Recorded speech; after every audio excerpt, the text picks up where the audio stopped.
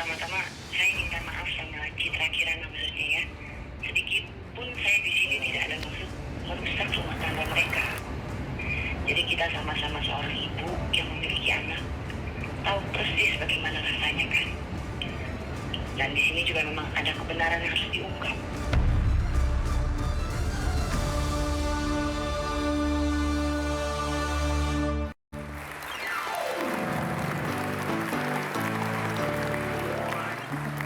Selamat siang semuanya, saya Kak Rose. Hari ini ditemani di pojokan. Lebih bersemangat dong Daniel yang baru ulang tahun. Baru 2 hari ulang tahun udah lemes lagi ya.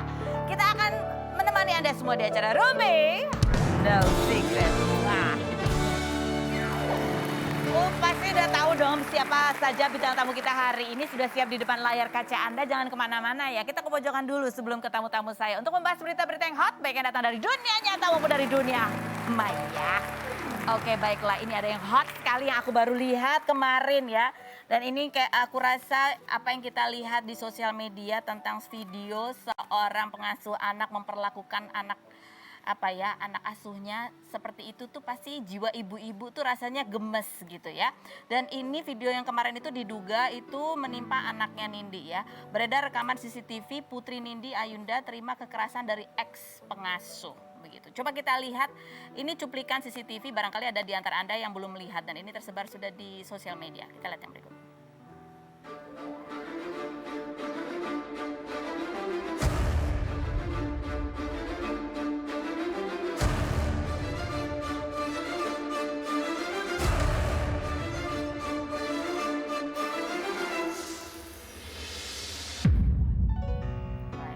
Jadi itu diduga adalah pengasuhnya anaknya Nindi, begitu ya diduga itu.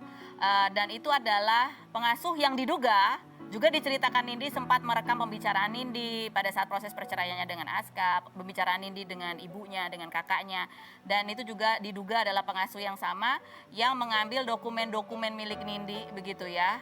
Pokoknya ini adalah pengasuh yang dikabarkan terlibat di dalam proses gonjang-ganjing proses perceraiannya Nindi dan juga Aska begitu. Dan ini juga diduga adalah pengasuh yang sama yang kemudian kemarin melapor ke Komnas HAM bahwa dia merasa disekap setelah ketahuan merekam pembicaraannya Nindi gitu.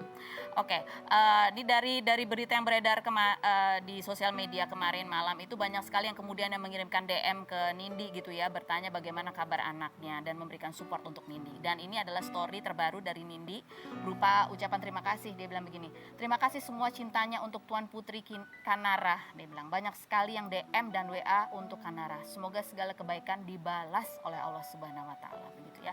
Ini kalau setiap orang tua ya, terutama ibu-ibu kalau lihat video itu gitu ya, itu rasanya nggak mungkin kita akan cuma manis-manis aja ya, pasti akan keselnya luar biasa begitu. Nah ini yang menarik adalah kita nggak tahu persis sebenarnya cerita itu, tapi ketika cerita itu muncul di akun-akun gosip gitu, ada beberapa netizen yang kayaknya lebih tahu ceritanya. Ini salah satu netizen yang tahu banget ceritanya yang namanya Kanai 393 nih ya.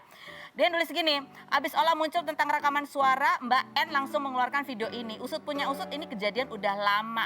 Setelah kejadian kekerasan itu, si Susnya sempat keluar nggak kerja lagi. Tapi selang 2 bulan dipanggil buat kerja lagi. Kita tunggu episode selanjutnya, makin seru. Oke, ada lagi nih komen dia? Ada lagi ya, dia komen lagi, komennya ada banyak sih Mbak Kanait 393 ini. Dia bilang gini, kekerasan itu terjadi udah lama say dan udah lama selesai masalahnya, bahkan Silia itu udah keluar dari tempat N kerja di tempat lain, tapi setelah 2 bulan itu sama ya, narasinya sama. Ada lagi, iya kan N udah pernah ngancem kalau Lia buka mulut dia mau sebar video itu. Ingat ya, aku masih simpan video kamu pukul Kanara. Jangan pikir aku nggak simpan pas live ngomongnya gitu ya. Jadi si Kanai 393 ini bilang katanya Nindi pernah ngancem akan mengeluarkan video itu. Kalau si Susnya ini cerita tentang rekaman yang dia rekam dari pembicaraannya Nindi. Kita mencoba mencari live-nya Nindi pernah ngomong gitu atau enggak. Kayaknya kita kurang jago bila dibandingkan Mbak Kanai 393. Karena kita nggak pernah lihat Nindi berbicara seperti itu ya. Kita cek siapa sih Mbak Kanai 393 akunnya. Coba kita lihat akunnya. Postingannya 0, iya kan. Followernya juga sedikit. Mana ada kan? Ada nggak? Kalau aku cek di contekan aku nih ya, coba contekannya agak lama. Pokoknya ya udah postingannya 0, yang following dia juga sedikit, tapi dia memfollow 63 orang apa berapa gitu ya. Nah, aku juga, siapa ini yang menulis yang begitu tahu kisahnya gitu ya, siapakah dia gitu. Nah, berbicara mengenai ini juga ya menarik untuk diperhatikan ya, Lia yang namanya Mbak Lia yang disebut-sebut sebagai pengasuhnya yang kerja di Nindi itu kan sempat mengaku katanya sebelumnya aku nggak disekap gitu ya, tapi emang iya dia disuruh untuk memvideo, disuruh untuk ngambil dokumen-dokumen, tapi sesudah itu dia ke Komnas HAM cerita enggak ada yang bayar saya untuk kayak gitu, saya hanya karena dititipin untuk jaga anak-anak dan ya betul saya disekap gitu. Kita bandingkan dua ekspresi ketika dia berbicara sebelum dan sesudah, berikut ini. Lia ini ditugaskan untuk memata-matai saya, memvideokan saya sedang ngapain saja, dengan sama siapa, terus ngapain aja, dan disuruh mengambil surat-surat berharga di dalam berangkas saya.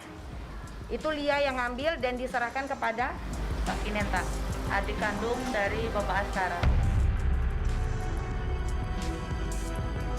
Kalau dijanjikan sih cuman dibilangin naik gaji, tapi belum nyebut nominalnya. Tapi kalau sama driver udah nyebut nominal, ditambahin 500.000. Di situ benar-benar orang pada mengira saya nggak disekap, saya disekap. Kenapa kemarin itu pas ketemu media saya nggak berani ngomong? Karena di situ saya di bawah tekanan sebenarnya, karena takut ancaman sama oknum dan orang-orang itu. Saya takut, benar-benar takut. Kenapa baru sekarang saya berani? Satu, saya di situ saya cuman bukan berpihak. Satu, saya dibayar sama keluarga Pak Aska, nggak ada bayaran sama sekali. Saya dari keluarga Pak Aska nggak ada bayaran. Selama ini saya nggak pernah dibayar, nggak pernah ada bayaran dari keluarga Pak Aska. Saya tidak pernah dibayar. Saya cuman dipesan Pak Aska jaga anak saya, udah itu aja. Itu ada yang sama sebenarnya yang sebelum dan sesudah, bahwa emang dia nggak dibayar, cuma dijanjiin akan naik gaji begitu, cuman belum disebut nominal gitu kan ya.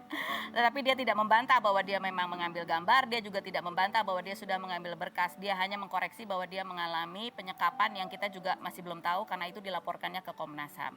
Kita tadi sudah mencoba menghubungi pengacara yang mendampinginya pada saat ke Komnas HAM, yaitu Bung Fahmi ya, tetapi Bung Fahmi mengatakan dia mandatnya hanya untuk menemani Lia melaporkan kasus penyekapan ke Komnas HAM, tetapi tidak mendapatkan mandat mengenai perkara rekaman yang diambilnya di tempat Nindi, maupun juga belum mendapatkan mandat mengenai kasus CCTV sehingga dia tidak bisa memberikan keterangan. Kita juga mencoba mencari kontaknya Lia untuk mengklarifikasi betulkah itu dia, itukah yang dia lakukan. Nindi juga belum ada responnya.